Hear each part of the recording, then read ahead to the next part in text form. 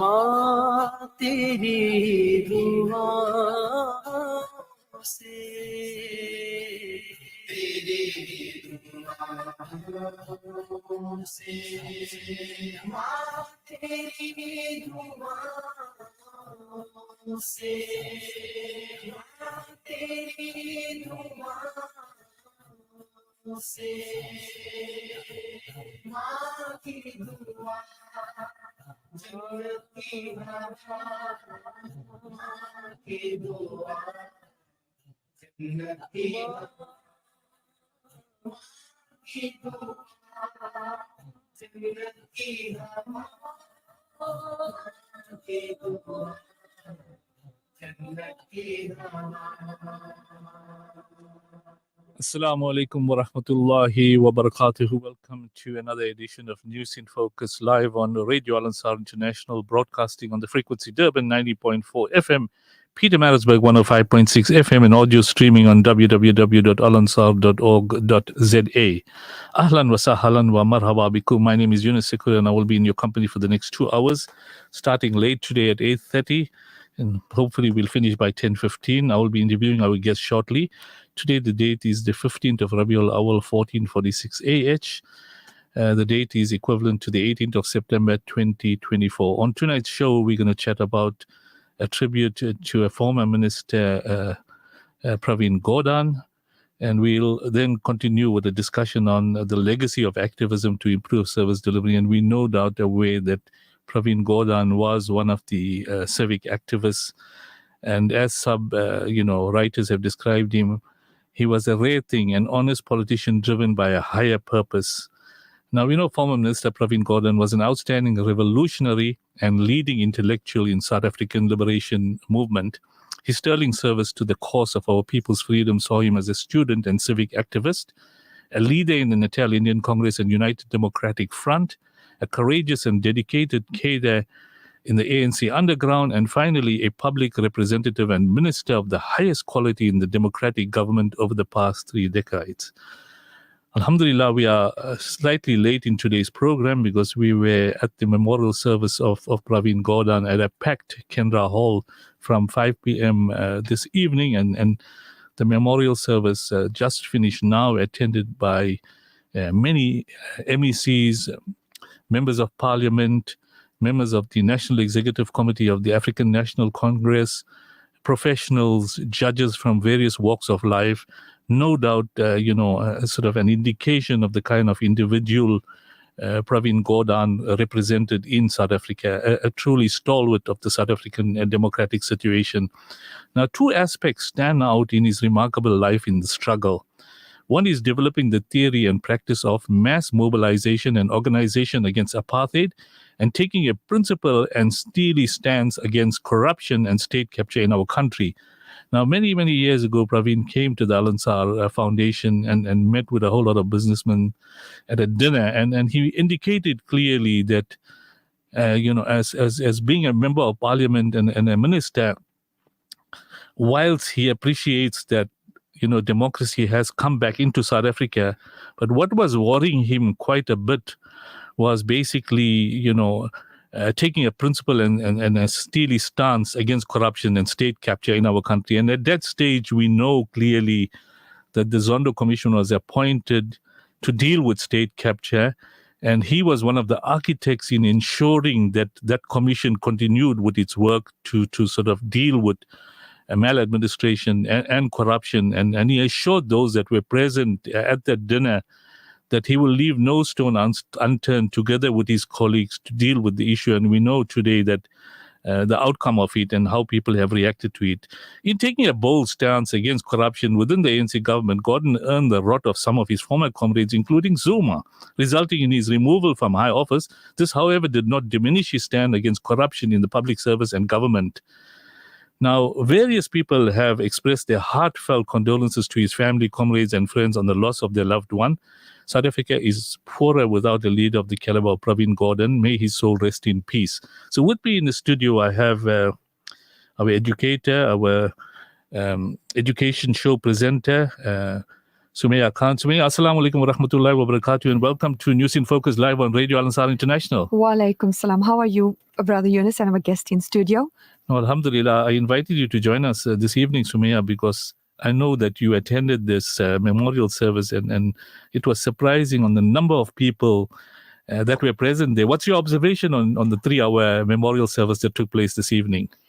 You know, no matter the negative criticism which realistically our comrade leadership, Pravin Gordhan, received, but the camaraderie in the hall was ecstatic. You could feel that love. You could feel that even though he left us, he's leaving a legacy behind. Because when you think we had different cultures, different races, everyone there in unity. You know, one of our speakers, Mac Mirage, mentioned that he did not divide. He liked to unify, and that was quite evident. Now, there was a program with a whole lot of dignitaries chatting, from the chair of the region to Becky Kele, who gave the vote of thanks, a humorous one. And the program directors, could not express words on the kind of contribution Pravin Gordhan made to South Africa, including, one of the members of the South African Communist Party, a former MP, a former minister as well, Yunus Karim, where, he mentioned that Pravin was uncomplicated. He was a simple individual, and he sort of related to people, the youth, and he was never afraid of calling a spade a spade. So the different speakers that spoke there tonight, from their heart expressed the kind of leader he was, and the simplicity he prevailed in his life. Perhaps you just want to comment on that, Sumaya? Do you know, when you think of an activist, they tend to follow one angle. But our comrade PG was so different, he had all the roles: citizen, he was a rebel, change, in bringing transformation, and he wasn't afraid, as you said, to call a spade a spade. Towards his later stage, he was a bit unpopular, but again, he was one of the few ministers who were not afraid to do what is right and work against corruption. Okay, I've also got in the studio with me Comrade Sizwe Kele. Now, Comrade Sizwe Kele is the Provincial Secretary of SANCO KZN, that is South African National Civic Association, and he's also a civic activist. And in my reign, as a senior official in the eThekwini municipality, I interacted regularly with SANCO and the branches all over, because in a lot of the townships, SANCO was very strong, or is very strong. And I know the former President Jacob Zuma is also currently involved with SANCO. Comrade Sizwe, welcome to News in Focus live on Radio Al Ansar International, and we're delighted to have you here. Thank you very much, Yunus, for having me. I'm also delighted, and good evening to your listeners. Now, Comrade Sizwe, I think you were one of the speakers this evening that paid tribute to Comrade Pravin Gordhan. And we know that he was a Durbanite true and true. And that's why when, some of the speakers indicated that he chose to be, have his memorial service and his burial in Durban, KwaZulu-Natal, this way his roots. He was a pharmacist, but Yunus Karim indicated that he was a commissioner of inland revenue. He was a minister of finance. I know I'm in the finance field that you got to be qualified, but he was all around there, being a pharmacist and suddenly becoming an astute minister of finance. And we know when Zuma fired him on that weekend special, the markets took a tumble. So Pravin was dedicated to what he did. Now, some of the attributes that you recall, and you spoke about it this evening, perhaps you just want to enlighten our listeners, Sizwe? Yes, thank you very much. Indeed, as a SANCO, a civic organization, we are saddened by the passing of a cadre like Comrade Pravin. As you heard there in the memorial service, I did state that he is indeed a tried and tested cadre. Because to be a tried and tested cadre, it means you have to go through a series of trials and tribulations, and you must continue passing them over and over until you depart this life. We have seen a number of people whom we call tried and tested cadres for a while. Later on, they break, they fail test. And to be a leader is not an easy thing. It's a serious responsibility. as we were saying just now, that some people liked Pravin towards the end of his leadership career. Some did not like him. But the thing is, at any point in time, he stood by the values and the principles of the organization that he is leading. We as SANCO relate with Comrade Pravin because he was a UDF leader, which is a civic organization, which when it was dissolved, it had to hand over its asset to SANCO. As SANCO Comrade, we continue to relate with Comrade Pravin. We have always learned from him. I believe that there are so many other things that we are going to be hearing about them and learning about them, as we're hearing today, the likes of Comrade Begitele and others, and Comrade Karim stating other things that we're not aware of. Particularly myself, when I got to follow Comrade Pravin, it was in 1999 when he became a commissioner of SARS. I happened to be a tax practitioner myself. At that time, I think I qualified around the same time when Pravin Gordhan became a commissioner. So for me, I had serious interest in understanding in terms of how South African tax is operating and all of that. How do we generate revenue, etc. And we saw Pravin playing a sterling role there in terms of collecting revenue for this country. And we saw him also not only running SARS efficiently and effectively, but we saw him professionalizing it. So even at this point in time, if there is one efficient government department, and that will be SARS, and that is the legacy for Pravin Gordhan. So he did a sterling job. Maybe you recall in my tribute today, I did state that 1999 was a very critical year for the ANC because between 94 and 99, it was the government of national unit. But 1999 was a time which really tested the mettle of the ANC to say, can you operate alone without the opposition? There is no excuse. But for the ANC government to operate in the country and start delivering on all the election promises, they needed to have a strong source of revenue as a country, and Pravin was able to assist the ANC government in terms of revenue collections so that it could assist in terms of implementing the promises and all the social services that people of this country are still enjoying even today. No, thanks, Izwe.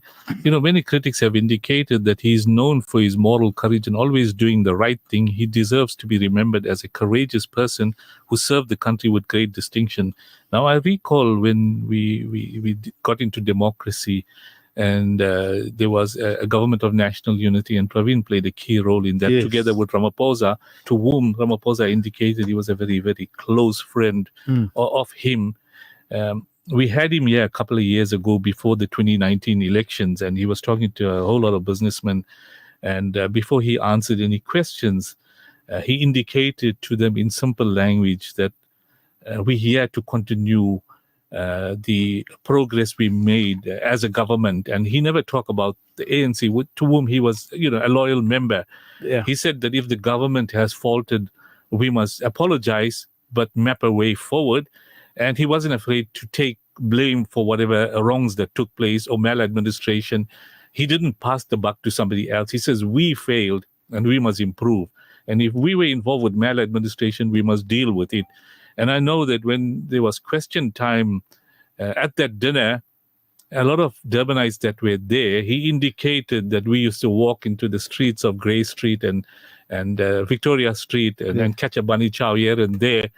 Being a pharmacist, and working underground, Becky Keller spoke about the manner in which he mobilized, the different comrades underground and brought about, change in South Africa. And he spent a lot of time, out of the country, etc. I recall when we were in local government and I was a senior official in the eThekwini municipality. And here comes Pravin meeting with the new councillors who were brought in, during democracy. And he was explaining to them that we've got officials here that are comrades that will teach you all how to understand local government. And I recall many of the comrades that were chairing portfolio committees, because that was the first time they were involved in government. Some were deployed at national, some were deployed at provincial level, but others were deployed in local government. And that is the level of service delivery to which we are now encountering serious problems. And when Pravin came to eThekwini and he met with all these councillors, and he said, listen, you guys have to learn and learn quickly, because we're into now democracy, and you guys are chairing portfolio committees. And in whichever way you learn what those departments are all about, learn fast. And that was his legacy, because as some of the individuals spoke about him today, they said he was a quick learner, and he was ever ready to make changes. And we know that one of the commissioners in SARS mentioned that he came across to be a very difficult person, but when they worked with him for a period of time, they realized that service delivery was of the highest need for him during his reign at SARS. And they mentioned clearly that was a revenue stream that needed to be improved to ensure that you get revenue to run the country. So I recall when he was in local government, and that's where Sanco comes in, because they're demanding from the municipality services. And how you're going to get services if the council themselves don't know how the municipality functions? So it was a fast-track learning process. So he mobilized the communities to work with the councillors to ensure improved service delivery. And during that decade in which these new councillors came in, we know service delivery was at its highest. Perhaps you want to comment on that, since we're coming from Sanco. Yes, definitely. I always say, before you can assume any strategic leadership position, even in a political party or in government, you need to have been a civic activist, where you just work for the poorest of the poor without any hope of earning anything, because when you work as Sanco, when you work as UDF, as they used to, you will take from your own pocket. You will be employed, and what you do, you earn your salary, but you realize that your neighbor is poor, your neighbor doesn't have 1, 2, 3, they are hungry, they can't, that, okay, these kids can't go to school on an empty stomach. Then you make sure that you support them. You know that this is probably a family which only has kids. They don't have IDs. They are not earning whatever social class that they have to earn.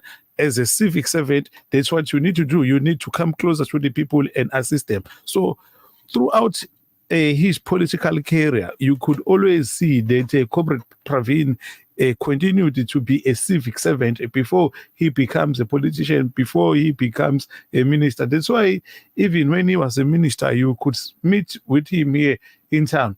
You will not tell that this is a minister, not unless you know him, the manner in which he continued to handle himself. He was a down-to-earth guy.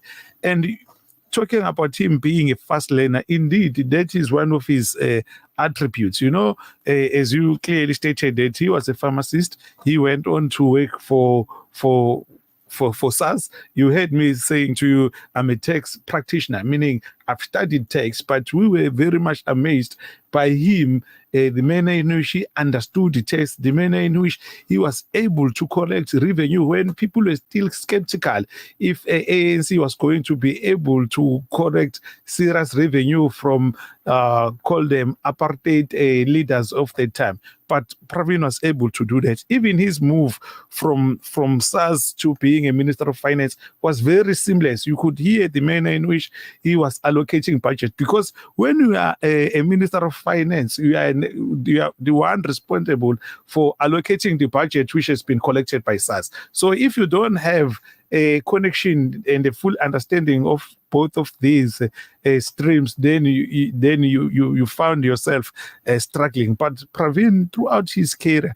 even when people were beginning to argue against him for their own selfish gain, he stood his ground. He was fearless and intrepid soldier. So that's what we are going to remember him for. So he stayed there, he stayed on this lane, he continued to work for the people of South Africa until the end. No, thanks, Sizwe. He basically united all race groups, religious groups, academics, civic structures. But very important was the simplicity in which he did his work. I mentioned that he came to the municipality and he met with the councillors, but he also met with the other councillors that were part of the local affairs committees, because that time in the apartheid government, they had what we call local affairs committees, like how we had tricameral parliament. And a lot of these councillors that were part of the local affairs committees now integrated into a proper council, coming through, an integrated approach.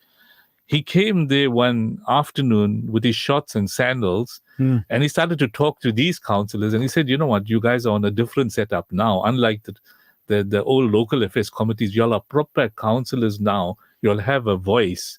So don't be afraid of raising issues, even though the majority of the councillors could be experienced white councillors. You guys got a voice, raise it now. And the voice should be about improving service delivery to the areas that did not have services. And top priority must be given to that. So, Maya, I want to bring you in. There were a lot of emotional messages given or tributes given by particularly Comrade Willis Mchunu, who was the former Premier of KZN. He worked closely with Pravin, and the former minister in the president's office, Mac Maraj, who is quite old now. And both of them gave a very long and a moving tribute because they said what was in their hearts. Now, I want you to comment on the manner in which those tributes were given tonight, because what they indicated was clearly the caliber of individual that we lost. Now, he was a humanitarian individual. He basically was worried about his role to change the lives of simple people in South Africa. And he focused a lot on the different townships that didn't have service delivery for a number of decades. And as Becky Kelly said, he went into the townships, he worked with the structures. And when he went to Parliament, he ensured that those structures were taken care of. But over and above all that, he also realized that KZN, and I think Sizwe will come in later on this issue, was a very volatile area, and there was a lot of lives that were lost as a result of the unrest that took place, amongst the different communities. So he was now a uniting force to ensure that there's stability in KZN. So he had to work with the structures. Perhaps you want to comment on the messages given by Mac Maraj and Comrade Willis Mchunu on the role Pravin played in ensuring that KZN was dealt with appropriately in terms of the difficult situation that the different communities were facing, particularly amongst the Zulus and Xhosas and other communities in KZN, and the united force with the IFP at that stage. For the veterans, the ANC veterans and his colleagues, his comrades, if you really look down in the history of Pravin Gordhan, going back to, he was so instrumental in the Natal Indian Congress, campaign. He said it loud and clear that, he doesn't want where anyone will be judged or injustice, especially, when he came to the division and racial exclusion of African majority through the president. P.W. Botha, I think, if you can, I'm taking you back into time, P.W. Botha, a neo-apartheid. So he was brave to talk about this. Now, when you're going back to our leaders who were present, our veterans who were there, Mac Maraj said it the way it is.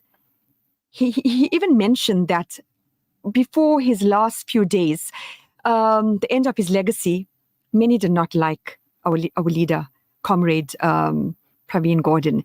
And many question why, what, and we should focus on the positivity, the change that he did, especially when you think about it. He was a commissioner for over a decade, from I think 1999 till 2009. Yeah. He made South African Revenue Service a nation-building institution. And the Revenue Service was positioned and cast in a narrative ensuring that taxes were for the benefit of the country. So it wasn't just about higher tax, So he wanted, when you look at his picture, his long-run picture, and his goals, his mission and vision, he basically wanted the revenue to run the country. And when it came to corruption, he spoke it, he said it. So there are mixed views, but again, we should look at his legacy where he made change for the nation, South Africa as a whole. Yes, thanks, Sumaya. a close confidant, Sizwe, of Gordhan told, one editor that at the time that the challenge was made all the more difficult by two factors he was worried about. One was the extent of the corruption inside organizations, which was considerably greater than Gordhan and his lieutenants had anticipated, and the divisions in the ANC at the time, where those associated with state capture or loyal to Zuma would move to undermine Gordhan's work at every turn. Now, we know that was very, very significant. And recently, if you read the press release of the EFF, which they spoke about today, and Malema's comments, that impacted on them, and they started to get negative and started to accuse Pravin of being, etc., whatever it is. But whatever the case was, Sizwe, it is probably fair to suggest that he retired from the job earlier this year with unfinished business. Now, I recall during the previous elections when he was a guest at the Al-Ansar, he indicated to me at that stage that he's tired, he needs to spend more time with his family, he is 70 years old, and he's hoping that Ramaphosa would relieve him of being a member of parliament for another 5 years. But he says, I have no choice in the matter. And he said a very important message, which is now clear, that he suggested that he would continue serving the ANC even after he retired, to which he was still fiercely loyal. And the comrade spoke about it today. For as long as it needed him, his retirement came, therefore, as a surprise. Perhaps he was already struggling with his health, or maybe the many years of battle had finally worn him down. Now, we know that the extra 5 years he decided to serve because the government needed him because of his, expertise in various facets, as somebody mentioned today, as an all-rounder. But his attention to detail, whatever he did, he took pride in what he did because he realized that it's to benefit the people, more so the poor people, because the more revenue you get in, the more it'll improve in service delivery at the three levels of government: national, provincial, and local government, because the revenues from taxes and rates, certainly rates goes to local government, but grants from national and provincial government comes to local government. So the taxes indirectly also affect the lowest level of service delivery. So his objective was to yield as much income as possible for the country so that service delivery can improve and benefits can be given to the poorest of the poor, because South Africa, the majority of the people are poor individuals. And we know in local government, there's a large number of families that are living in informal settlements. So Sizwe, from a civic point of view, and we're going to chat later about the need for civic activism as basically a legacy of what he left, your comments in that regard? Yeah, definitely. You see, what I say normally to the leaders of the ANC, because they are the ones who are in government now. I say, when people elect you into the office, it's because they have expectations.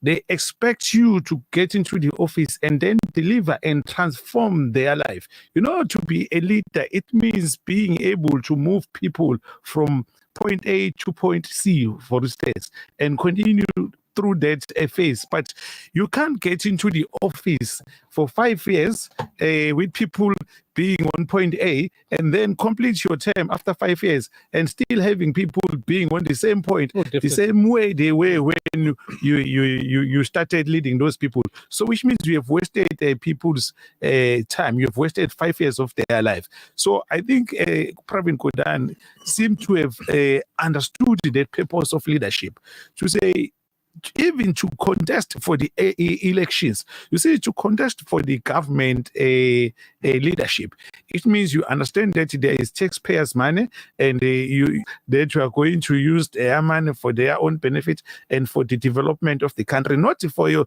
self-enrichment. So that's what Pravin fought against through thick and thin. And that's when he started accumulating enemies, but that's part of the of leadership. It comes with the territory. So we are happy that he was able to stand his ground. I relate with him in many ways because he's also born in April. I'm born in April. People born in April, normally they say they are fearless, they are pioneers. Others will even go to an extent to say we are stubborn. Yet I believe that they are very analytical. I was happy to today to hear Comrade Willis Mkhunu talking as one of the people who were very close to him. Because I think around 2004, we were having a meeting as KZN professionals, and we asked Comrade Willis Mkhunu to come to address us. He, in that meeting, praised the role that Comrade Pravin played to assist the ANC to win the elections in 2004. Because you must remember, that was the only time the ANC started to win the elections alone here in KZN without having a coalition with a minority front, etc. So Comrade Wilson Mkhunu, among us there in that room, he pointed some other comrades who are well educated, who are leading in senior government positions now, saying these comrades before 94 were trained by Pravin on strategy.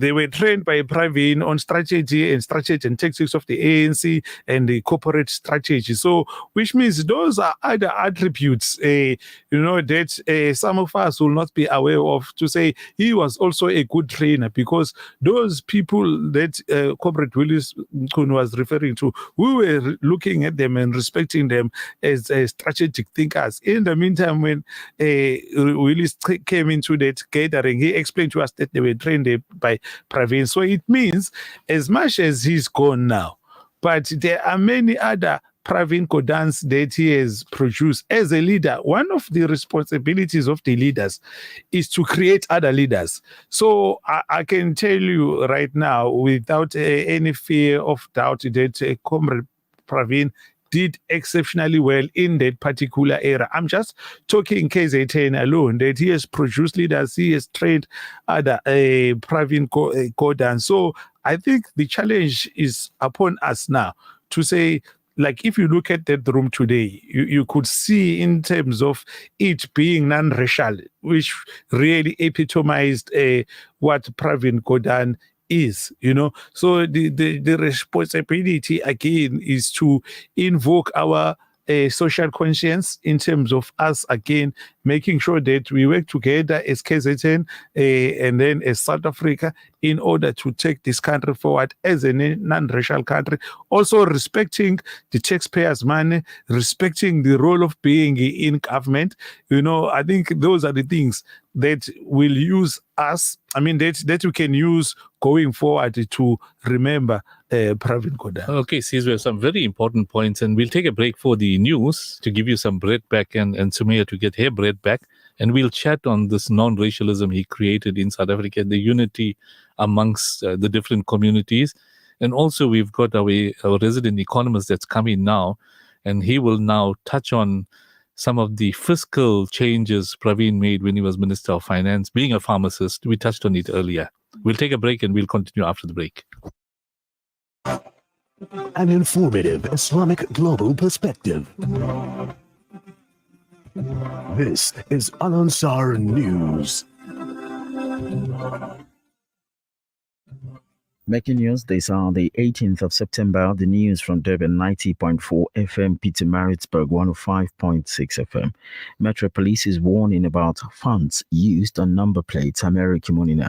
Etegwini Metro Police are warning motorists against using number plates with the incorrect fonts. Yesterday, they fined a driver for tampering with his license plates and altering the car's suspension. Metro Police spokesperson Bozi Zungu says it is illegal to change the fonts on one's license plate. Zungu says that can lead to several penalties. According to the government, only the GE fonts can be used on South African number plates. Report says that there are other rules regarding the size, background, and display of the plates.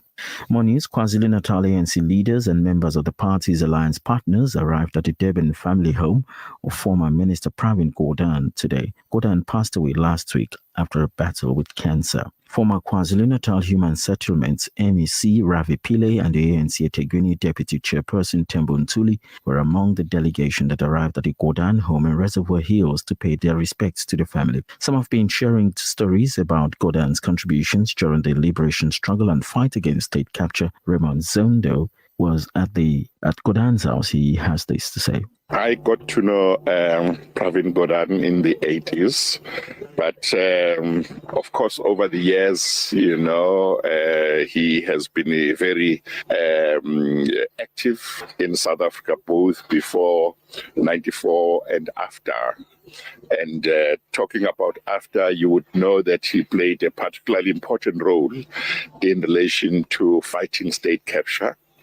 And he was very supportive of the commission that I chaired. He was a very brave man. He was very humble. He always knew the right thing to do and did it. And he put up a big fight to prevent the capture of the National Treasury. And of course, many of you will remember his evidence in the commission, which was very extensive, which helped us understand what really happened with regard to state capture. More news. The Department of Home Affairs says there has been a surge in fraudulent refugee asylum applications. Deputy Director General Tulani Mavuso has told his department's portfolio committee in Parliament that stricter laws are needed to curb illegal immigration. He says that white paper on citizenship, immigration and refugee protection gazetted in April will establish a stronger legal framework for refugee protection and asylum processes.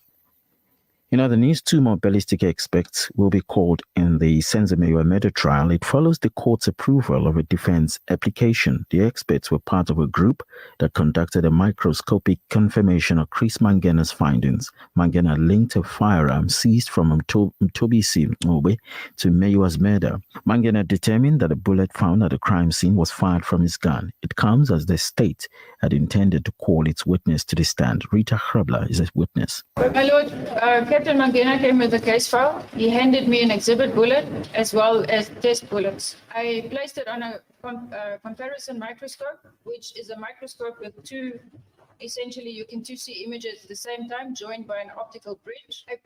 I took the test bullets and placed them on both sides, the left and the right hand side of the microscope.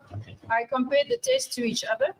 From there, after I was satisfied with the markings, I then removed all the tests and I placed them on the side of the microscope. I then I searched individually for marks that I would be satisfied that are good quality marks. I then proceeded to put the best test on the right-hand side of the microscope. From there, I proceed to rotate to ensure that the markings do indeed appear on both the exhibit as well as the test.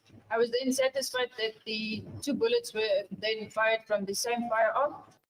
International story. People in the Indian-controlled Kashmir have gone to the polls to cast a ballot in the first local elections since the 2019 cancellation of the Muslim-majority territory special semi-autonomous status by the government in New Delhi. Reports say some 8.7 million people, registered voters, queued outside polling stations across the disputed Himalayan region earlier today to choose members of its 90-seat legislature under heavy security. The mountainous territory is witnessing the first assembly election in 10 years, with the first phase being currently held for 24 seats in 6 districts. The other 2 phases will be held on the 25th of September and the 1st of October. Your weather, it's at 23 degrees. A quick reminder of our top story. At Egwene Metro Police are warning motorists against using number plates with incorrect fonts. That's the news. Welcome to Simplex Radio. Visit our showroom for the full range of car audio. Our TV department carries top brands with quality LED panels, full HD to Ultra HD, and now the experience of Super Ultra HD. Visit our theater rooms and transform your home with brands like Onkyo, Integra, Denon, Boston Acoustics, Yamaha, and more for quality audio visual experience. Now available, full range of home appliances. A one-stop shopping experience. Call 031-306-4029 or Kenilworth Park, 202 Brickfield Road, Overport. Simplex Radio, the name you can trust. Discover a world of financial wisdom. From centuries-old traditions to modern wealth, our innovative Sharia banking offerings ensure you can grow and secure your legacy while staying true to your values. Let us guide you on your journey to virtuous financial well-being and help you bank with purpose. Search Standard Bank Sharia Banking to learn more. Standard Bank is an authorized FSP and registered credit provider. T's and C's apply. The purpose of our meeting here tonight is the reading of the last will and testament of the deceased and the distribution of assets belonging thereto. With your permission, I will commence. The Breakfast Rush, in conjunction with our team of attorneys, invites you to join us on Saturday, the 21st of September, 2024, from 10 a.m. onwards to draft your free basic will. Bookings are now open. Contact Al Ansar Reception on 031-208-1601 to reserve your time with an attorney. This segment is brought to you by Kenfield Auto, your RMI approved service and repair specialist. 236 Brickfield Road, Overport. Kenfield Auto. Bismillahirrahmanirrahim. Inna Rabbana lawafurun shakur. Car won't start? Kenfield Auto. Noisy brakes? Kenfield Auto. Due for a service? Kenfield Auto. Kenfield Auto, the answer to all your car problems. Your service and repair specialist for your VW, Audi, Suzuki, Toyota, or just about any vehicle. Kenfield Auto, your RMI and insurance approved workshop to handle them all. 236 Brickfield Road, Overport. Call us on 031-207-2399. Kenfield Auto. Africa. Education, health, dignity, empowerment. These wishes all begin with water. Africa Muslims Agency is committed to providing clean water to the thousands who still live without this basic human right. Support us in giving the best of charities. Provide a water well for 16,500 Rand or a borehole for 55,000 Rand in Afghanistan or 65,000 Rand in Africa. Gain Thawabi Jariyah and help communities to reach their full potential. Africa Muslims Agency, empowering, educating, inspiring. The chaos and destruction in the Gaza Strip is beyond comprehension. Virtually everyone is displaced, hungry, and in urgent need of life-saving humanitarian support. The Al-Imdad Foundation has been working tirelessly to address the health, nutrition, and water needs of the population. Our hospital, water deliveries, and hot meal programs are made possible with your support. Your donation, big or small, is a lifeline for those in dire need. Help Gaza survive. Donate online at alimdad.com or call 0861 786 243 for more information. Radio Al Ansar, 24/7. हकीकत यही है नबी आपको मैंने देखा नहीं है न दौरे मोहम्मद में पैदा हुआ मैं न साथी सफर का कभी बन सका मैं न आका की आवाज़ तक सुन सका मैं न ग़ज़वात में मुशरिकों से लड़ा मैं न हिजरत की लज़्ज़त हुई मुझको हासिल नबी आप जिस दम थे गारे हिरा में कोई ज़ादे रागी न पहुंचा सका मैं मगर सच है ये भी कसम है खुदा की मोहब्बत मुझे आपसे है Nabi ji. Assalamu alaikum wa rahmatullahi wa barakatuh. Welcome to the second edition or second part of News in Focus live on Radio Al Ansar International, broadcasting on the frequency Durban 90.4 FM, Peter Marisburg 105.6 FM, and audio streaming on www.alansar.org.za. Before the news break, we were chatting about some of the extremely outstanding attributes of former Minister Pravin Gordhan, who passed away last week. His funeral will take place tomorrow at the ICC. Critics against Pravin Gordhan made their comments. Whatever the case is, his contribution to South Africa has been immense, both as an anti-apartheid activist and in government, and he deserves to be remembered as that, an extraordinary and courageous person who served the people of his country with great distinction and made a real difference to their lives. This is what people that worked with him are saying. Now, Sumaya, I want to bring you in quickly. You mentioned that critics are making all kinds of comments, and we know recently there was an article or there's a press release by the EFF, where the leader has spoken critical comments against Comrade Pravin Gordhan.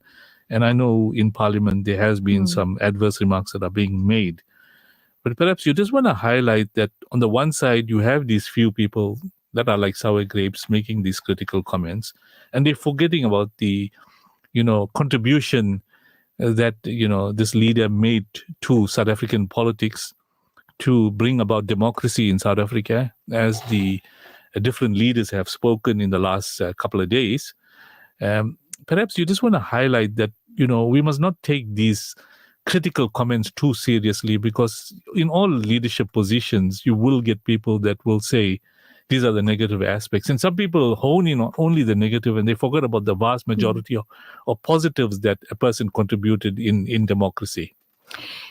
As our leader Nobala Sizwe mentioned, if you are holding a position and if you are fighting corruption and if you are there for the betterment, not for yourself, for personal gain, but, as a citizen, as a nation, then be prepared not to be likened. And, there was a bit of talks in Parliament, when Comrade Pravin Gordhan was mentioned in the halls of Parliament by Honorable Fasiha and Honorable Imran Subrati. His debate on the Auditor General, in which Honorable Subrati was stopped by opposition, why he was mentioning freedom fighters like Pravin Gordhan in his debates. So one tends to question, as a country, as a nation, we want to honor the legacy of people who have made a change in our country, as, from the abolishment of apartheid. But at the flip side of the coin, what are we also doing? We don't want to talk about anything. So this is where you come in for the citizens, for justice, for fairness, for being there for everyone, now, your organization. Yes, and I think, Willasim Chunu, who was the former Premier, who worked closely with Pravin, addressed Pravin's family at the memorial service. And he said, thank you for allowing Pravin to contribute to South Africa, because a lot of families, they, become difficult to the individual that's spending so much time in democracy, in politics. And they were indicating that the family was so understanding and allowed him the freedom to express himself, to do things, to sacrifice his time. Because when I spoke to him 5 years ago, he mentioned, I need to spend time with my family. I'm 70 years old. I have no regrets. Before he passed away in his hospital bed, he told his family, we've delivered. I have no regrets. But he spent 5 years extra and only a couple of months with his family. So it goes to show the commitment the individual had. Now, I want to bring you in again, Sumaya, that when the gathering of over 1,000 were there this evening, there was an observation of Ubuntu that Comrade Becky Kele spoke about. And he said that Pravin created this camaraderie in KwaZulu-Natal to unite the different communities, because this business of having the differences will not enable KZN to develop into a united force to such an extent that, Sizwe mentioned that the results of the elections in KZN were surprising how well the ANC did because of this camaraderie and this Ubuntu that Pravin created in KZN. Perhaps you want to comment on that, Sumaya? If you are a veteran or you've been involved in the struggle, in the upliftment of our country, as a nation, me sitting back being a full-time education activist, what I felt like. So this was a feeling. This is what our parents felt. We were quite little when apartheid was abolished, when everybody was waiting for F.W. de Klerk, to shake our leader Nelson Mandela's hand, and in the crowd you can see different races, different organizations. We did not even have, like tonight, there wasn't even though we had the majority at the ruling party, but there were members of different organizations. We had Brother Abdul Velodia, the president of United for Palestine. We had active citizen members. We had members belonging to every organization. So the camaraderie was amazing. I don't think any other, maybe it could be, but I don't think any other politician, could have had this, because his leadership can we learn from his leadership, and also when it comes to politics and governance, he was different. He was, where he married the two. And as they also mentioned, he had a very cool demeanor and very hard. And one couldn't really read him, but he was strong and a softy at heart. So everyone sitting there was honoring him, his legacy and all that he has done, the changes he have made. I know these are my views and opinions. I mean, going back to SARS, lots of people are not happy because he wanted to get rid of corruption. And knowing that we are a nation where we are trying our level best with everything, service delivery, corruption, leadership, people holding positions and not working. So we need to bring change. And sitting in that room, you know what? There is a silver lining. There can be change and there will be change if we as activists, we as leaders in any organization, try to make a difference. We can bring change. No, most certainly.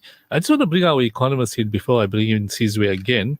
Hassan, assalamu alaikum wa rahmatullahi wa barakatuh, and welcome once again to News in Focus live on Radio Al-Ansar International. Wa alaikum salam wa rahmatullahi wa barakatuh, Yunus. Now, as an economist, Hassan, there was mention in today's memorial service of the fact that Pravin Gordhan was a pharmacist. So he was on the medical field. Having got into parliament and ending off as the Minister of Finance, and before that, a commissioner at SARS. Now, these are financial acumens. And as Brother Sizwe mentioned, you got to be a seasoned economist or an accountant or a tax practitioner to run those portfolios. Now, I know that, you study the markets quite carefully, and there was a reaction when they had that weekend special and Pravin was removed. Perhaps you want to comment on, what financial stability he brought into the country and continues to bring through the legacy. Sure. I think the key and probably one of the most important legacies he had was that period from 1999 to 2009. So he was appointed, in 1999 by President Mbeki had come in, and basically he became the SARS commissioner for a period of 10 years. If you look at that 10 years, firstly, let's look at that period in terms of who we had. We had President Mbeki.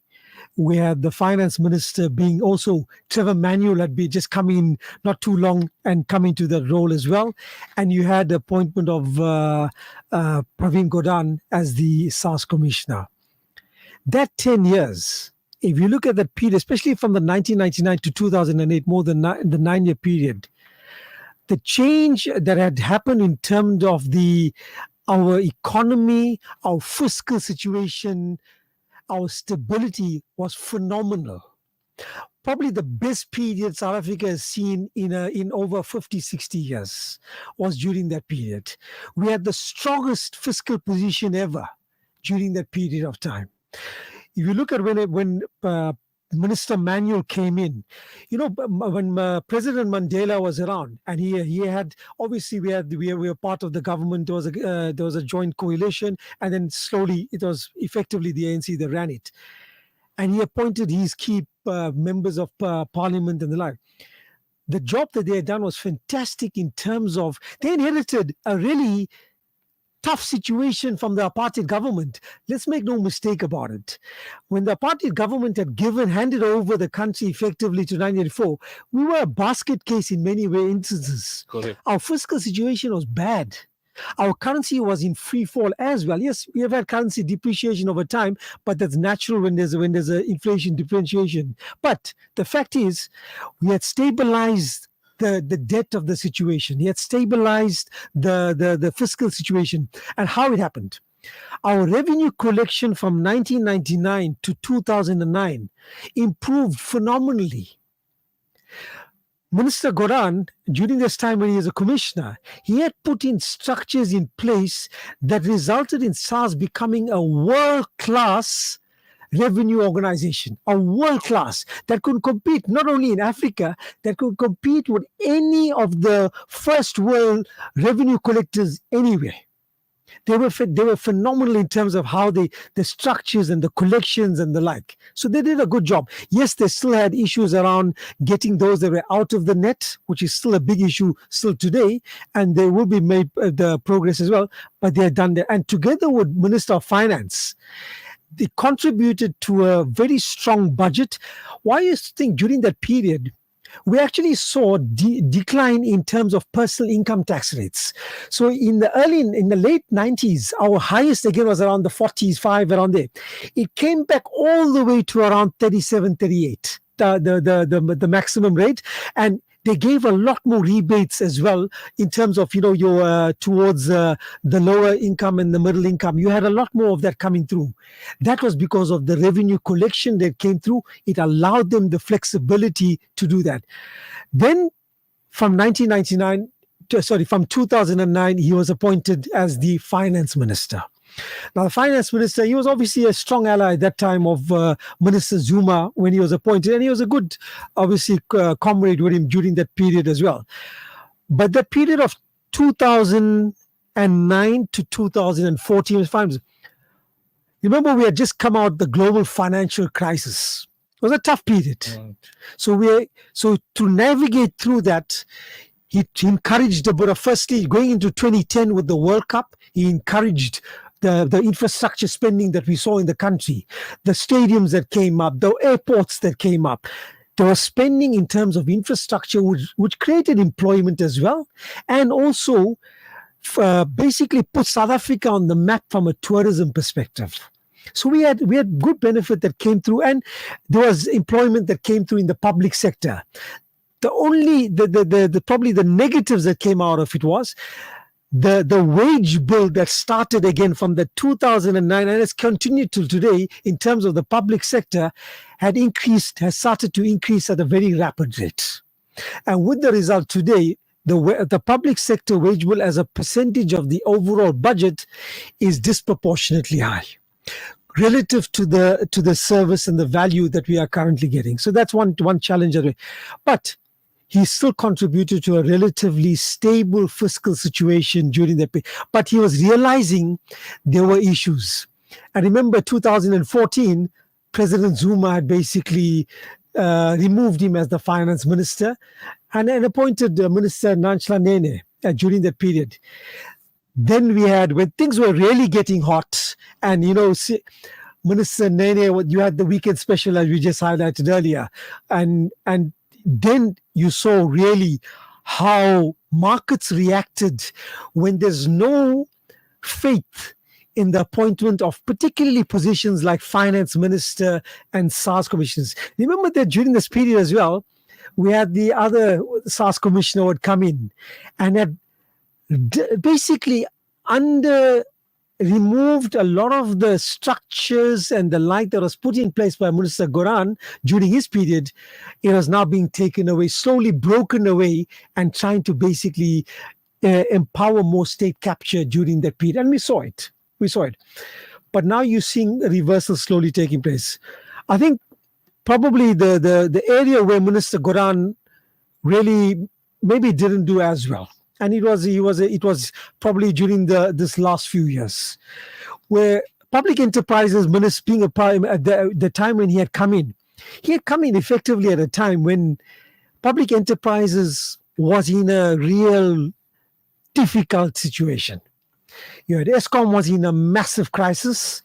You had Transnet in a massive crisis. You had SAA in a massive crisis. Huge public enterprises all in crisis at the same time. And state capture and corruption and the like was very deeply entrenched and rooted. And now to fight against that, he tried. And look, to some extent, I think if we look at now, Eskom is slowly turning around. We could say some of the structures that he may be at and some of the reformations that he's been putting in place, we may be slowly starting to see some of the benefit of that. But there are some, I was just reading an article today. SAA between 2018 and 2023, it received 38 billion of public money to bail it out. That's a huge amount of money, and today it's still not running effectively. That's a massive amount. So I think he had a challenging last couple of years, but let us not forget his key legacy. He established a phenomenal world-class revenue institution, and he was a stable finance. And to highlight the stability of his finance minister, when we had that weekend special, and immediately after that Monday, Tuesday, because of how the markets had reacted so viciously and violently against that appointment, Minister Gordhan was appointed again as finance minister. And you saw immediately stability coming back to the markets, because the faith that investors both globally and locally had in him taking up that position again. Now, I want to bring Sizwe in. You know, during his recent appointment as Minister of Public Enterprises, and as our economist mentioned, he was put into a position with enormous challenges. Now, linked to these challenges was the state capture issue and the Zondo Commission report. And there was a lot of criticism coming through, and a lot of apprehension and a lot of non-cooperation from those that were implicated. President Ramaphosa felt, and I mentioned he was reluctant to do another term of office in the last elections, but I think President Ramaphosa felt that he was the right guy, calling him Mr. Fix-It, to sort out this mess. Now, it wasn't a mess, it was a super mess, in the sense that there was sabotage, there was various kinds of other problems associated with vandalism, coal being damaged, that caused the problem with ESCOM, which resulted in the appointment of a Minister of Electricity, which now has improved the setup because it enabled Pravin to look at other issues. SA wasn't a mess, we know the losses that were there. But perhaps this is where you want to comment briefly on the state capture and the Zondo Commission report and what impact it had on the lives of a lot of our ministers that were there, because obviously they were like, swimming against the waves, and with your own fellow ministers getting into opposing sides because they implicated, it was a huge challenge.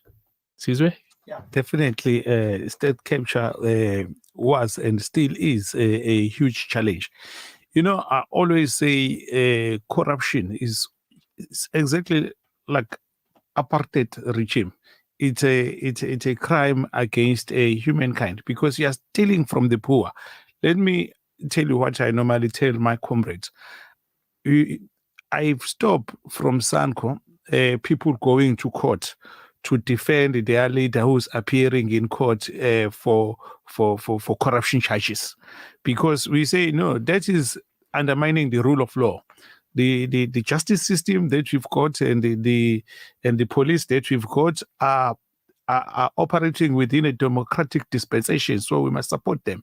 Because if you support someone who has perpetrated corruption, the implications of corruption are, if there is a family which was supposed to get a house from the government project, eventually a government or a politician or a government official responsible for implementing that project ends up using the money for himself or herself, then the next thing that's going to happen, that family is still going to stay without a house. And there are many dangers related to that.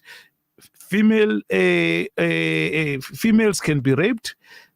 Young boys can become criminals because they will have to stay outside without a house. They'll get used to staying in the dark throughout the night. So in that way, they'll become criminals. So families get devastated because of corruption. So we can't be found in any way defending people who are implicated in corruption, even whether they have been found guilty or not during the court proceedings. All that we have to do as responsible citizens of South Africa is to allow the law to take its course. So it's the same thing with corruption. So this thing of, with the state capture, this thing of idealizing leaders too much is actually destroying our own country. I don't want to lie and say I was not unhappy when some of our leaders appeared on Zondo Commission. But the thing is, not the state capture, the Zondo Commission was approved by the Nasrec conference of the ANC in 2017. I was there in that national conference of the ANC in Nasrec, which approved the state capture commission. Before that, same in 2017, there was a national policy conference of the ANC where Kwede Madasho, who was the Secretary General of the ANC, delivered a report which was called a diagnostic report, which spoke about the ANC being corrupt, which spoke about the people perceiving the leadership of the ANC being arrogant. So the purpose of delivering that report, which we adopted at the conference, by the way, was to self-correct. That's how the ANC self-correct. And the state capture or the Zondo Commission, we view it as an instrument which is enabling the ANC and the government to self-correct.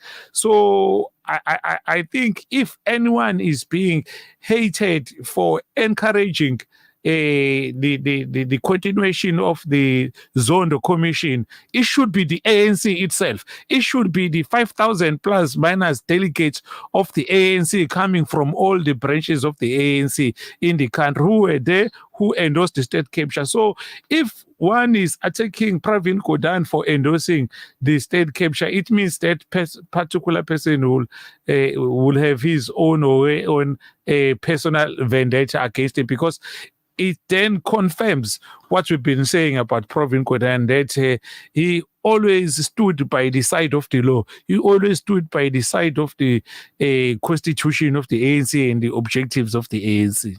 We'll take a short break on that note, and we'll continue with our final aspect of today's program, is the continuation of the legacy of activism to improve service delivery, which is in line with what Brother Sizwe is mentioning, that this is the way forward. We cannot sit back. Leaders are leaving us fast. They're aging, and we need the youngsters to take over, leading up to the democratic municipal elections coming up. So we'll take a short break and we'll continue. We'd love to meet you. Pay us a visit. Radio Al-Ansar. Discover Village Meats, where craft, convenience, and taste come together. From the finest cuts to delicious ready-to-cook options, we bring quality to your table every day. Visit us for personalized service and the freshest selection. Elevate your meals with Village Meats, your trusted neighborhood butchery, located at Village Market, Westville. Craft, convenience, taste. That's Village Meats. Imagine a place where luxury knows no bounds. This September, Al-Ansar presents the Diamond Walk at Saxony Westwood Mall, an affair where the ordinary transforms into the extraordinary. From September 26th to 29th, journey through a world of refined taste and unmatched elegance. Discover the newest culinary masterpieces, be captivated by the latest fashion, and lose yourself in the allure of the Dawood entertainment stage. We invite you to indulge in life's most exquisite pleasures. And yes, it's all within your reach. Welcome to the Diamond Walk, where your VIP dreams come true. Shimmer, sparkle, captivate. Nothing less than a masterpiece. Droplets of gold inspires precious design. Platinum bursts with intricate freshness. And every pure diamond becomes more than just a girl's best friend. Voda Gold Gem Jewelers, where timeless dreams become a reality. We tailor-make designer gold, platinum, and diamond jewelry. Trade in or remodel your old gold. Clad yourself with classy name-branded watches. We offer insurance valuation and freezer card calculation. Visit us at 534 Ridge Road, Overport, or call 031-208-9142. Voda Gold Gem Jewelers, manufacturers of fine gold and diamond jewelry. Welcome to Simplex Radio. Visit our showroom for the full range of car audio. Our TV department carries top brands with quality LED panels, full HD to Ultra HD, and now the experience of Super Ultra HD. Visit our theater rooms and transform your home with brands like Onkyo, Integra, Denon, Boston Acoustics, Yamaha, and more for quality audio visual experience. Now available, full range of home appliances. A one-stop shopping experience. Call 031-306-4029 or Kenilworth Park, 202 Brickfield Road, Overport. Simplex Radio, the name you can trust. Plan your dream holiday with the specialist, World of Travel, as we pride ourselves in offering you the best in Hajj and Umrah. We also offer travel packages to the Middle East, Far East, and many more exotic destinations. Call our professional travel consultants now on 031 20 8877 or view our website www.worldoftravel.co.za. Visit us at 44 Crescent Street as memorable journeys begin with World of Travel by Irshad Malik. Imagine a place where luxury knows no bounds. This September, Al-Ansar presents The Diamond Walk at Saxony Westwood Mall, an affair where the ordinary transforms into the extraordinary. From September 26th to 29th, journey through a world of refined taste and unmatched elegance. Discover the newest culinary masterpieces, be captivated by the latest fashion, and lose yourself in the allure of the Dawood Entertainment stage. We invite you to indulge in life's most exquisite pleasures. And yes, it's all within your reach. Welcome to the Diamond Walk, where your VIP dreams come true. There's nothing quite like the taste of a traditional family meal, and at the heart of every great dish is a key ingredient that brings it all together. That ingredient is Sunfoil pure sunflower cooking oil, made from only the finest sunflower seeds. It's a perfect way to enhance the taste of your family's favorite foods. Sunfoil cooking oil is more than just oil. It's the key to bring your family together over a delicious meal and making every bite taste better. Remember, the key ingredient to a great family meal is sunfoil. Tradition just tastes better. Discover a world of financial wisdom. From centuries-old traditions to modern wealth, our innovative Sharia banking offerings ensure you can grow and secure your legacy while staying true to your values. Let us guide you on your journey to virtuous financial well-being and help you bank with purpose. Search Standard Bank Sharia Banking to learn more. Standard Bank is an authorized FSP and registered credit provider. T's and C's apply. Feel good food all day, every day. The Al-Ansar Deli, here to tantalize your taste buds. Visit our sit-in deli and try our daily specials at 207 West Road, Overport. Open weekdays 8 a.m. to 4 p.m., Saturdays 8 a.m. to 1 p.m., close on Sundays and public holidays. Call 031-208-1601. Al-Ansar Deli, feel good food. There are 99 names of Allah, Asma'ul Husna. Join us right after the 11 a.m. news as we dive into the beautiful names of Allah Azza wa Jal. Not only will you deepen your connection with Allah, but those who memorize all 99 names are promised admission into Jannah. Reported in Bukhari and Muslim. Asma'ul Husna. Don't miss the spiritual journey, only on Urban Woman.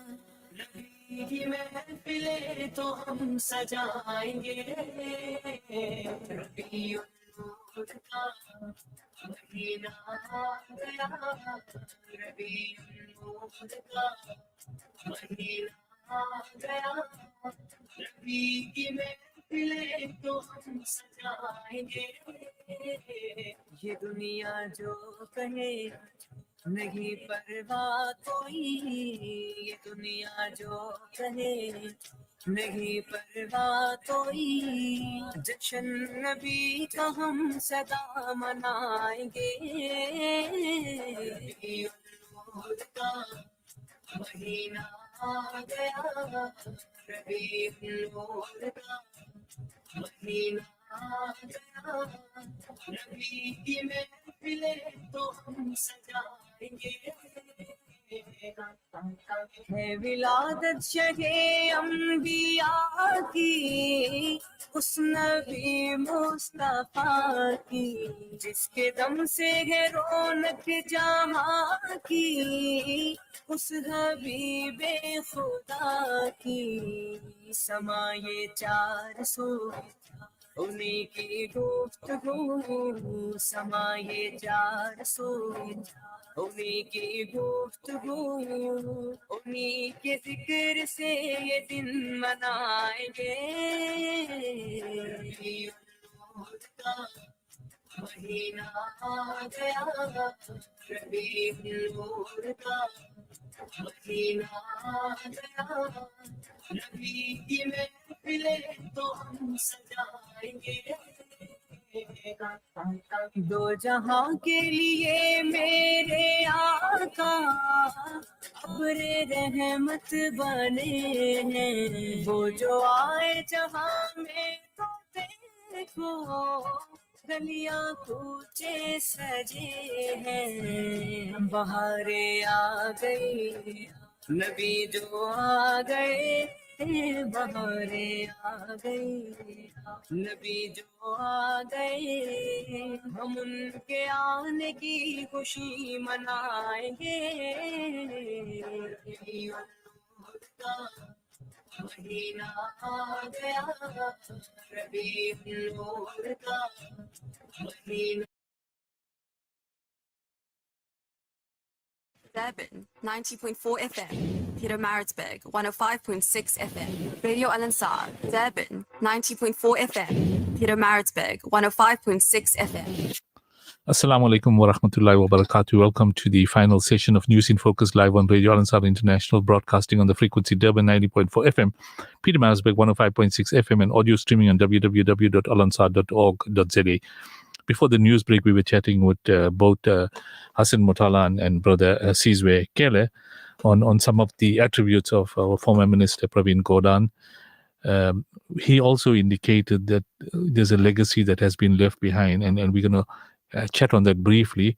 But Sizwe, before I thought we talk about the legacy, there seemed to be a kind of dependency on the part of those that are receiving grants, those that are receiving handouts from the government, including in the municipality where people are getting free services. And this is all attributable. And as Comrade Pravin mentioned, we have to address the issue of unemployment, which is plus minus about 35% of people that supposed to be employed that can't find employment. And state capture has contributed to this because billions of rands have been lost. Further, the situation of dependency is continuing because a lot of people that are not eligible for the pensions and the state grants are taking advantage of the situation. So this is impacting on the fiscus, Hassan, of the country, where more people are in the loop for state grants, state pensions, etc. Yet they are getting other forms of income. Sizwe, is this becoming now a dependent or a social dependency on the part of South Africa that a lot of people are relying on handouts from the government? Yeah, thank you for that particular question. It's a very sensitive topic that we are talking about right now, that we have touched on. But we have to be honest with ourselves and then be honest with the people of this country to say, when all these social services started back in the time of Nelson Mandela, talking about RDP, etc., we really welcome them, and they were very good. We went on to talk about this grant which parents get for the kids and free food at school. But, we can't continue like that. That is untenable in a long term. So what we need is we want employment. We want people to be trained in skills in order to be able to self-sustain, in order to able to also protect their own dignity, because you find old men always complaining. Like sometimes we will do door-to-door campaigning. You will find people who are very angry at the ANC, who will be saying the ANC gave me this house, but this door is now broken. They are not fixing it. And you are like thinking, this guy, such a very old man, he's got a free house and the door is broken. He doesn't want to fix it. The ANC must fix it. He's got a leaking roof. He doesn't want to fix it. The ANC must fix it. So the ANC government must realize that it has become a victim for its own achievements, because what they did, of course, will not be tenable for a much longer period of time.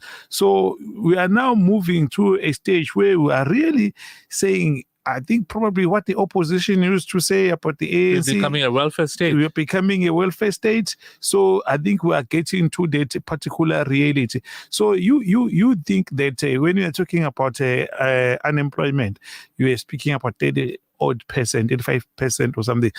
But when we look at it as SANCO, we're talking about a expanded unemployment rate, because that's a true unemployment rate. You know, when we say these people have given up from looking for jobs, therefore you do not calculate them in the calculation of the people who are unemployed.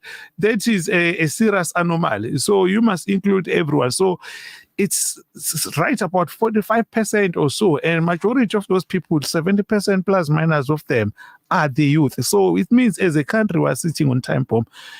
If you continue to give people freebies instead of taking that money to invest in different companies, to invest in creating job opportunities, you know, the thing is, in this country, we're still importing even toothpicks. You know, you just wonder to say, no, why, when we have so much unemployment, why don't you invest in a fair company that needs toothpicks? There is a kind of pencil that we use when we are at UNISA writing exams. That pencil is imported from German. I've forgotten its name. It's BH or something like that. Those who know it will know what I'm talking about. So those are the things where we say probably, as much as it's not the primary responsibility of government, I know there's an economist in the house, he will agree with me that it's not a primary responsibility of government to create jobs, you know. It's the job, the government needs to create a conducive environment for companies, private sector to drive, you know, to invest in the country. But there are quick wins whereby you think, but the government, given the challenge of unemployment that you are faced with, the government should not have given people this thing for free. He must have created something which will make these people earn their money, because majority of the people here in eThekwini, where we reside, all of us here, who are EPWPs, are the ones who are being paid money for doing some small type of work, are the ones who hated the ANC the most, whereas the ANC was thinking that it's really trying to help. But what people want really are genuine and serious jobs, and they are prepared to work for them in order for them to earn a living. I think another thing which Pravin was trying to achieve was to create what is called active citizenry. He supported active citizenry. You know, when we are, majority of people in the townships were involved in the struggle before 1994, saying Mandela must be released, this and that. When Mandela was released, those who were in exile came back. Then people relaxed, you know. They said, oh, now the politicians are here, they will work for us, they will do anything for us. So then they deactivated themselves.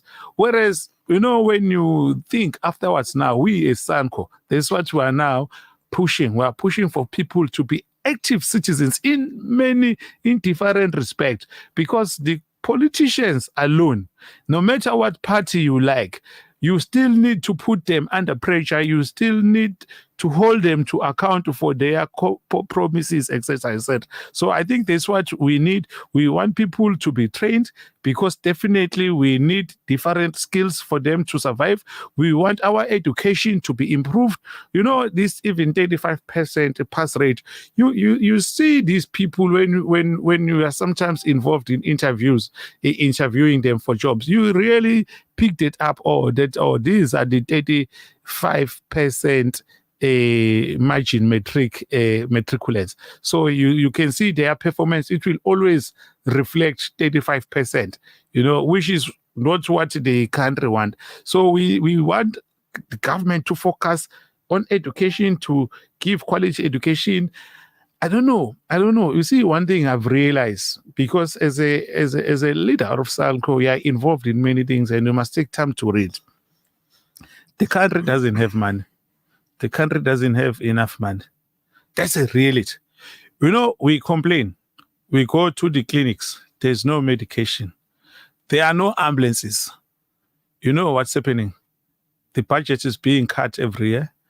When they are cutting the budget from this side, from this department, they are taking that money and giving it for free to achieve something else, say maybe 350. It's now 370. for this. We started during the period of COVID. It's a lot of money. In this country, there is about 17 million people who live on social grants. Think about that money every month and then think about it a year. So when they are taking this money from this other side, they come to you, you are leading a department. Cut, we want 4 billion here, 1 billion there. Already, you were operating on a shoestring budget as the head of the department. But because there is a promise that needs to be fulfilled to give something for free, then this other service is going to be compromised. So that's a reality now. But the consequences of that are really dire. So basically, we need active citizens. People must be empowered with skills, and job must be created through innovative and creative ways. Sizwe, I know I held you longer than you should be here. You had a long day. Yeah. I thank you for joining us at short notice. I mean, you were not scheduled to come here, but we just grabbed you from the memorial service, and you've done a wonderful job. We're going to need you in the studio to chat more about civic activism to improve service delivery going forward for the municipal elections 2026. We will arrange a special interview for you in the foreseeable future. Okay. But we thank you for the contribution Sanco is making towards, getting our citizens to understand their role in civic organizations. But on another day, we'll chat more in detail. Thank you very much for joining us, and all the best in your endeavors as the Secretary of Sanco. Thank you very much, Yunus, for having me. I really enjoyed my time. I will always avail myself each time you call on me. No, it's a pleasure having you here. That was Brother Sizwe Kele, Provincial Secretary of South African National Civic Organization, KZN. He kindly left the memorial service and joined us, and we took 20 minutes more than his scheduled time. I'd like to continue our discussion for the next 10 minutes with Brother Hassan Motala. Hassan, you heard Sizwe mentioning that, the movement of funds from, the essential services like health, education is impacting badly on those departments because of the various grants that the government is committed to. Now, how do we fix that up? Do we remove those grants? People are reliant on it. I know that Pravin's legacy was to deal with state capture, etc. And we know there's definitely an improvement in service delivery. We've seen it with Eskom. We're seeing it with the airlines. We're seeing it with other state organizations. Sure. So how does the government fix this challenge that Sizwe has raised with us? Sure. If you look at Minister Gordhan, when he came in as Minister of Finance from 2009 onwards, during that era that he was with President Zuma, one of the key things that did change during that period of time was a lot around focus a bit more on social welfare. So you did see a bit more increasing allocations towards social grants and the like that had sort of taken off a bit more from 2009 onwards. Obviously, we had because of the global financial crisis, taking those factors into account, people were under a lot of pressure. I think you saw a lot more focus around grants. But that has continued because also we had COVID that are coming, and as Comrade Sizwe highlighted earlier, the 350 and COVID-related grant has now become a sort of a social grant, and we're now in 2024, and that's still going to continue till next year and potentially continue still into the future as a basic income grant. The issue that we're facing is that those grants are eating and have become quite a substantial part of the overall budget, of the overall expenditure budget. And to maintain that and to continue to fund that becomes challenging and difficult, especially if the economy is not growing strongly to support it in terms of revenue collection that you need. Secondly, if you look at our budgeted expenditure across the departments in South Africa, whether it's healthcare, whether it's education, whether like, one of the key issues we have in terms of all those budgets is that a big part of it goes towards the wage bills. and not necessarily the wage bills in terms of people that are major. If you look at the healthcare, I want the wage bill to go towards the doctors and the nurses and that are doing the jobs, because if you go to the public sector, the doctors are working very hard. The nurses in most cases are also working very hard as well. But the issue is a big part of those budgets going towards the hospitals and goes towards administration. And there you're having people that are unqualified in terms, they're not doctors or they are really, in many, if you look at some of the disasters that we've had in some of the hospitals in the country, they were poorly run because they were not, the people that were running them were cadre deployed, didn't have the necessary skills, and were overpaid by an absolute margin. And that's the big issue that we're still facing across majority of the sectors and departments within the country. To change that, you need strong political will, and that will take time. We're slowly seeing some of that. If you look at the appointments that have taken place in Transnet recently, if you look at the appointments that have taken place in ESCOM and in certain of the other areas, there are some improved appointments on the senior side, and I think that will slowly filter through in terms of other executives and managerial positions that come through. But the challenges is that key areas such as healthcare, the police force, education, they are still under, and the issue is we still got so much of doctors, young doctors that are unemployed, is because the budget is being spent towards managers and administrators rather than using that money and saying, hire more doctors, we need them, pay them a fair salary and remuneration, and they will do so much more for the healthcare and social services in South Africa. The reality is we have over 20 million in this country that are dependent on some form of social grants. And that is an issue. When you have a population of just over 60 million, when a third of your country is reliant on that, it's a substantial portion that's reliant on social grants. And to change that, you need employment growth. Now, we are currently experiencing still high interest rates in the country. Tonight, just in fact earlier, I heard that the US Fed has cut interest rates by about 0.5%. What that means is it's actually quite a positive move in the sense that South Africa's Reserve Bank is meeting tomorrow on that. If we get a rate cut of 0.25%, which is positive, it's small, but at least it's an indication that they want to start cutting rates.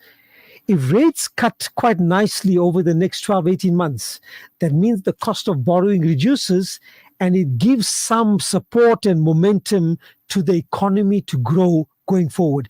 We're already seeing some positive momentum. We've had thus far no recession this year. There was a big caution and people were very worried that we were going to get. Alhamdulillah, we haven't had a recession, and actually we're slowly seeing some improvement in terms of the economy. The rand has strengthened. So the rand has strengthened means a lot of our imports in terms of the oil has now come cheaper. Just look in the last 3 months, we've had fuel prices coming down. In fact, if we see where the oil price and the rand is currently, potentially another rand could get cut in terms of the oil price next month if it stays around that level. That means oil prices or fuel prices will go back to probably what it was 2 or 3 years back. More money into the consumer's pockets. Again, those are positive moves in terms of for the consumer to spend, especially as you're getting towards the December period where you're buying, whether it's goods for the holidays or you're traveling and the like. Again, it boosts the economy from various aspects in terms of tourism, consumer spending and the like. So I think the key point is that we are currently still very much a bit of more of a social welfare state, because still around close to a third of the population is receiving some form of grants. We need to move more and more away from that and encourage more focus on employment. And that is slowly but surely you're going to have to bring down tax rates. So you encourage businesses to invest more and create more. Sizwe highlighted earlier, he said, he talked about government is not really necessarily there to create jobs, but there must be an enabler of jobs. So by getting the ESCOM right, by getting Transnet right, that means our electricity supply must be stable. That means our transport in terms of our rail network, our logistics in terms of the road, our ports are running efficiently. If those key areas are running efficiently and effectively, the private sector can invest more confidently and create a lot more jobs. And slowly you are seeing them coming back. Not only foreign investors, whether they're building hotels or they're building, but you are seeing foreigners and locals are putting money back into this, slowly putting back money into the country and expanding either existing business operations or building new ones as well. So I think we got to move away again from the social welfare. We've had a long period of that where we become quite hugely dependent in terms of grants. And the unfortunate nature is that a large part of the population are living below a certain line, and you have to maintain them in terms of ensuring that they have something to eat at the end of the day. But, as the saying goes, is rather than giving fish, give them a rod and help them to fish so they can become, so that people in this country can become a lot more self-sufficient and place less reliance on the state to provide them with support. Well, I think some important points you mentioned, Hassan. The rand has improved, sitting at about 1762. It's never been so good for a number of years. Petrol price is going to drop further, and some experts are predicting $1.50 a litre, which means we may hit $20 from $26 or $25. Markets are fairly strong. The all-share index is about 82,000, which means people's investments are yielding good returns. The agricultural sector is improving.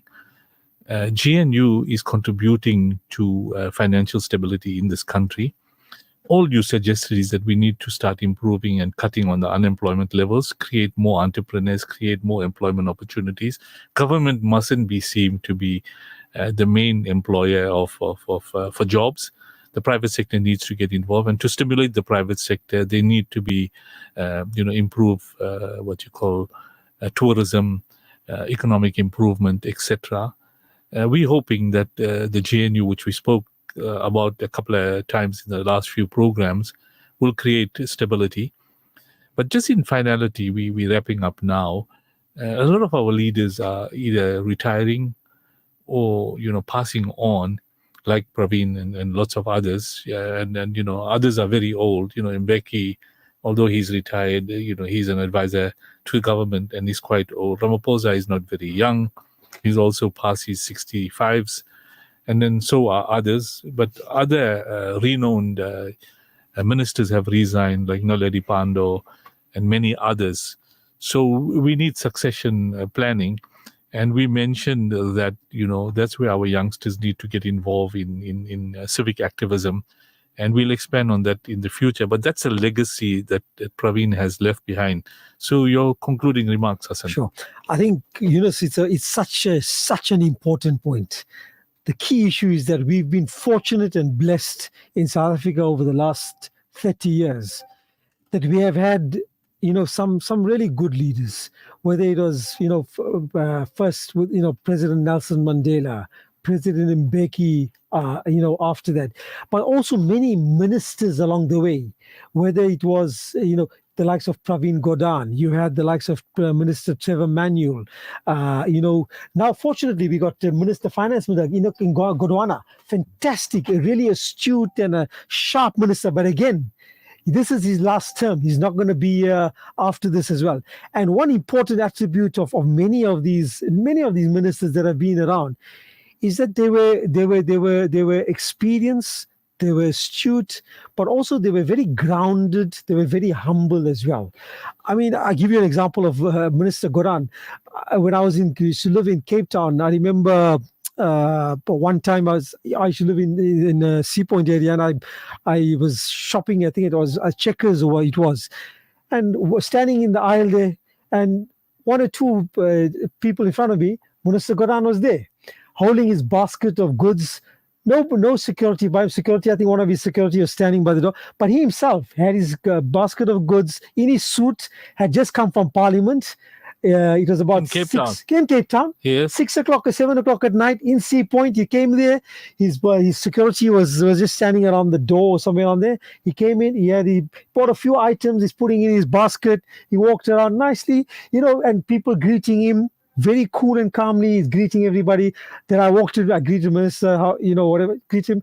Very nicely spoke, and then he got no air about him, no ego about him. Very humble, spoke to whoever wanted to chat to him, and he went along after that. And he with his security, he went one guy, and he went back to his car.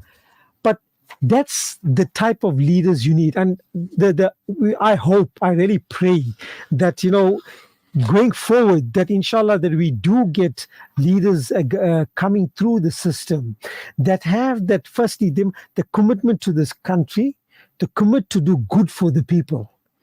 First and foremost, to do good for the country and for the people, and not for your back pockets.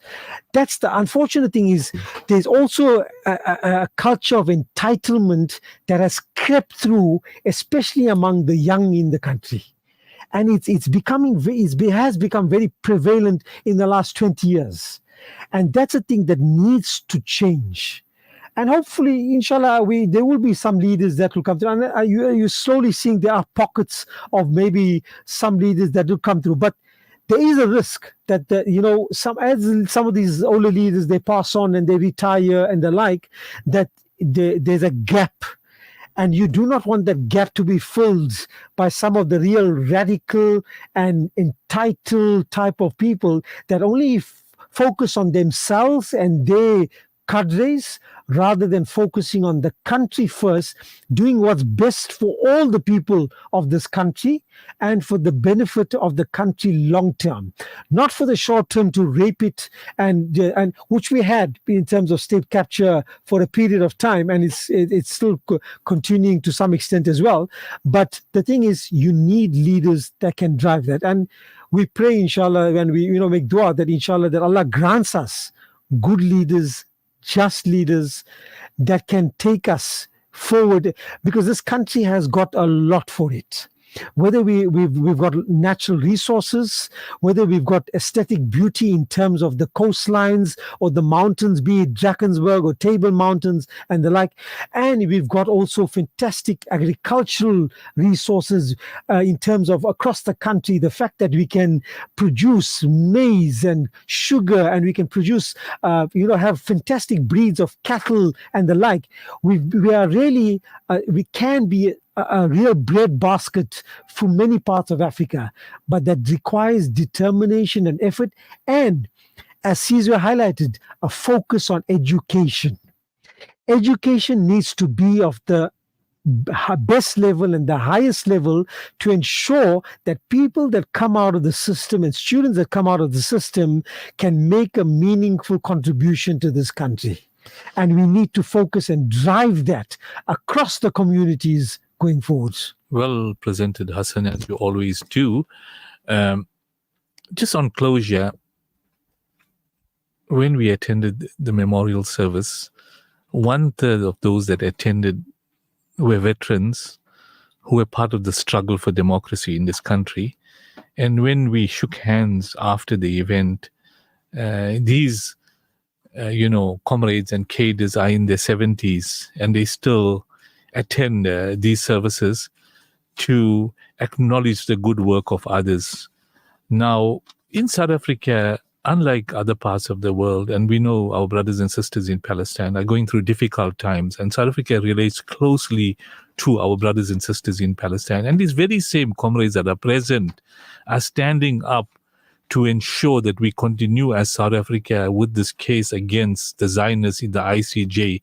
And these are the comrades that, without fear and favor, have stood the test of time. And when we met them there, they still committed. Now, it is clear that they got this passion for democracy, this passion for humanitarianism, the passion for civic activism in their hearts, even in the late ages of their lives. And when you meet these individuals, you begin to realize that passion is still there. And as was the case with Pravin Gordhan, even when he was interviewed at the time of his retirement, He says that civic activism continues, and we will see in whichever way possible. A lot of people, when they retire, they tell you that, listen, it's time to rest, but not with these activists. So we discussed, 2 weeks ago, that the municipal elections is 18 months away. And it is important that we create the need for active community stroke civic activism and ensure that our youngsters participate in this process as indicated by, Sizwe Kele, where he mentioned like Sanko encourages all the different areas, townships, the residential areas to mobilize themselves, form ratepayer associations and hold government accountable. And in this way, one will ensure, as you mentioned, Hassan, that the fiscus is utilized appropriately and there's no wastage of funds so that you can have job creation projects. You could build more houses, you could have better services in hospitals, you can improve your security services, your SAPs, your metro police, etc., to curtail crime, and people must live harmoniously in this country. Those that have should help the have-nots. And we got to realize that over 60% of South Africans are living under abject poverty in the informal settlements. And I met with the Minister of Human Settlements, at the memorial service, and he says that sharp focus has to be given to creating housing opportunities for those that don't have, particularly those living in informal settlements. So civic activism is about addressing those issues. And we have to realize that part of Deen in the practice of Nabi alayhi salatu wasalam was this humanitarian aid that he gave to the people in his community and that worry he had. So in future programs, we'll have more chats on civic activism. But my closing comments is that we in the month of Rabiul Awal, a lot of sharp focus is being given into the life of Nabi alayhi salatu wasalam. Nasheeds are being played talking about the sacrifices that Nabi alayhi salatu wasalam made. And what was the main sacrifice he made is to link people to Allah subhanahu wa ta'ala and to link people into making ibadat for the pleasure of Allah subhanahu wa ta'ala, and at the same time keeping away from sin, so that when we turn to Allah subhanahu wa ta'ala, the help comes. So there's a simple formula that Nabi alayhi salatu wasalam has given to the ummah, that keep up with your 5 times salah, be a person that helps your fellow human beings, and ensure that you keep in mind the people that are in need of assistance. And this is what civic activism is all about. So on that note, that brings us to the end of today's program. It's been a tiring day. We attended this memorial service. The funeral service will take place tomorrow at ICC, and a lot of politicians, ministers, professional civic activists will be attending. But the legacy that a lot of these leaders leave is that we should try to care for our communities out there. And in South Africa, we are very, very fortunate. We must take a lot of shukr that we are blessed with a lot of ni'mats of Allah subhanahu wa ta'ala, good weather conditions. In the agriculture sector, we're thriving. Even in the mining sector, we make du'as that Allah subhanahu wa ta'ala gives the leaders the wisdom to continue with the good work. And those that are corrupt, Allah subhanahu wa ta'ala rid us of these corrupt leaders. Until next week, Wednesday, Assalamu alaikum wa rahmatullahi wa barakatuh.